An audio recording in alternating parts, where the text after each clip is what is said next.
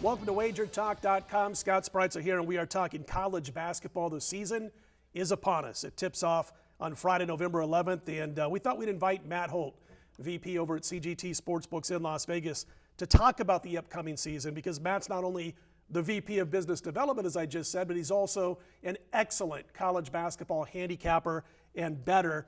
And I wanted to bring him on to talk about some college basketball futures, because knowing Matt now for about 18 months, he's not going to come in here and give you a 7-1 future bet to make. He's going to come in here and give you some serious underdog value potential. Couple of the teams that you sent me are from the Big Ten, talking about Wisconsin and Purdue. Wisconsin in that 20-1 to 35-1 range, and the Boilermakers sitting anywhere from 40-1 to 60-1. Talk about the two Big Ten teams first. Rarely in 2016 college basketball do you have a team that returns all 5 starters, 4 of which are seniors, 1 of which is an All-American. Normally, if you're a senior, an All-American, you're gone, right? Sure. You're already to the NBA. But that's the case here with the Wisconsin Badgers this year. Nigel Hayes, preseason All-American. You bring Bronson Koenig back as a 4-year starter at point guard. Zach Showalter back at the shooting guard spot. The only non-senior starter here is Ethan Happ, and the big man center in the middle as a freshman last year, averaging almost 13 points a game. It got even bigger in the offseason, improved his rebounding and defense. This is one of the most experienced teams in the country. They're well coached, they're well prepared, and the fact that they have so much continuity, 4 of them starting together for 3 years, means this team's going to bring a lot of balance to the table here, and something that most teams don't bring, which is experience and depth. They have a lot of guys coming off the bench, 5 guys 6'9" or taller, who are all capable and can play. This is one of the better Wisconsin teams I've seen. A lot of people are a little bit down on Wisconsin since Bo Ryan retired. But look, this was always going to be Bo Ryan's, heir to the throne per se.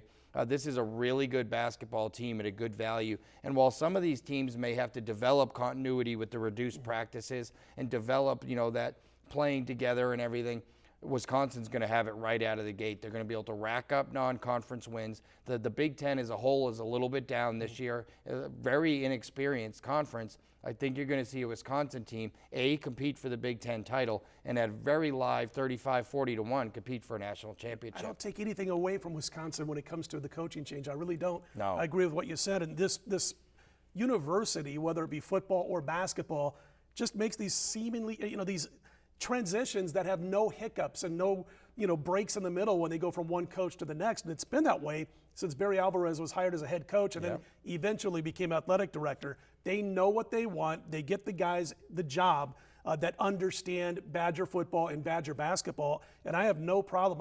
I don't take away one single half point or anything for the loss of Bo Ryan mid-season, when he left the program. Now, other bets that you've made: Gonzaga, Florida, Florida State. 3 more future bets that you've made, all 3 with big odds. Gonzaga's around 80-1. Florida State anywhere from 100-1 to as high as 300-1. So I have several tickets on Florida State ranging from 200 to 300-1. I actually have 13 tickets on Florida State so far at that price. They are my favorite team in the future market at 300-1. And I think this is a rare blend. And what people don't realize about this team, Leonard Hamilton, who's 256 and 187 at Florida State, only Duke and North Carolina have won more games in the ACC than Florida State over the last 11 seasons. This is an undervalued team. And the second that Dwayne Bacon removed his name from the NBA draft, people were projecting him anywhere from 9th to 18th in the first round of the NBA draft. He comes back. They have Xavier Rathan-Mays, who also thought could be a first-round draft pick last year, running the point. A 6'6" shooting guard in Terrence Mann, who's now going to be experienced. And the highest-rated recruit in Florida State history in 6'10", Jonathan Isaac, who was going to use that loophole to go right to the NBA draft out of high school, instead chose to come and join this Florida State team. This is the highest odds I've ever seen for a team that I have in my personal top 10 power ratings prior to the season. I have Florida State as the 7th best team in the country right now, and you can get them at 200 or 300-1 right now. Look, Leonard Hamilton has had some failures there at Florida State when it comes to winning the big games in the tournament, and I know that this is going to be one of the teams that has the biggest differential.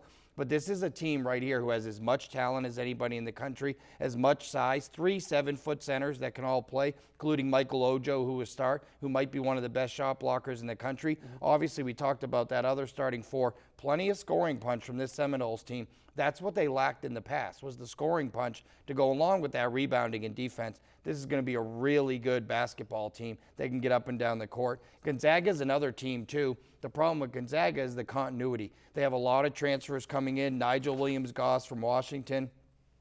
Karanowski, who missed 31 games last year, the senior, got a 6 year of eligibility despite all the injuries.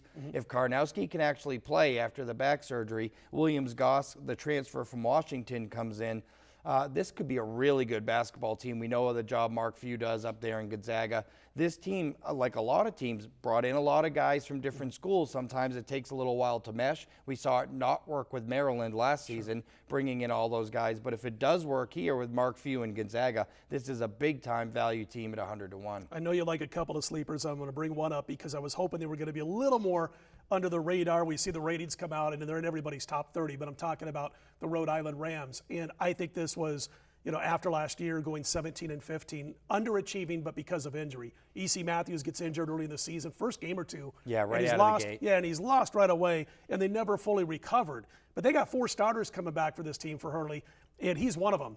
And I'm sitting there and I'm looking at this team and I'm thinking, boy, they're 25-30 in that range as far as the rankings. This might be a top 10 or 12 team mid-season. What are your thoughts? Look, I had a big futures ticket on Butler the year they went to the championship game against Duke, and they didn't get blown out against Duke. The game was tight enough, and I was able to hedge off and get some value. Rhode Island was one of my teams early, too. The problem is everyone's jumping on board. So I looked to a couple other teams at 1,000-1 or better range who I figured are going to make the NCAA tournament. Belmont, UT Arlington are both teams that are probably going to be in the NCAA tournament. Probably can't win it, but if you want to take a team at 5,000-1 or a little hedging. And even Nevada, I took at 3,000-1. Eric It's the second Musselman. best team in the Mountain West That's this right. year. And they may be more talented and more deep than San Diego State, who's sort of having a down year. So look, if you can get into the tournament, you have a team at 3,000-1, at least it's fun, right? Absolutely. But I'm with you. That team's really good. With E.H. Matthews back, Rhode Island should be great. Watch out for UT Arlington early in the year. Watch out for Belmont, who's always been sort of one of those sleeper mid-majors, who's really good, who's going to have a really good basketball team early in the year. And, those are teams that may not win the NCAA tournament, but can make you a lot of money in November and December. I like San Diego State first, Nevada second, maybe New Mexico third in the Mountain West, but I think there's a clear difference between the top two, the Aztecs and the Wolfpack, than there is from the Lobos and the rest of the pack. Hey, don't forget, folks, $2 Tuesdays each and every Tuesday at wagertalk.com. You can get a best bet from a Wager Talk capper each and every Tuesday, only $2. You don't want to miss out on that. Thank you, Matt Holt.